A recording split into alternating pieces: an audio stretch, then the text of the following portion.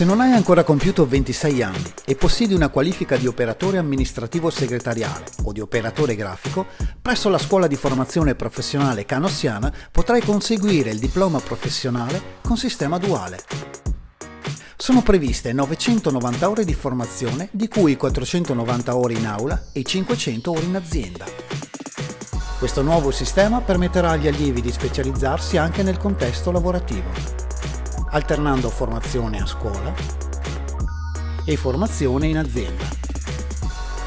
La stretta collaborazione tra i due contesti offrirà un valore aggiunto al nuovo diploma professionale e una grande occasione di potenziamento delle competenze di ogni allievo. La formazione in azienda può avvenire nella modalità dell'alternanza oppure in apprendistato. Infatti il 50% degli allievi viene assunto come apprendista durante l'anno formativo.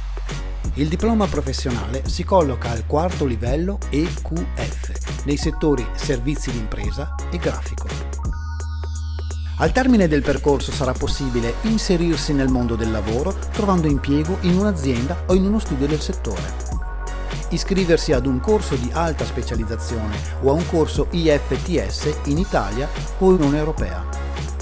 Conseguire il diploma di maturità. Conseguire la laurea presso un'università europea.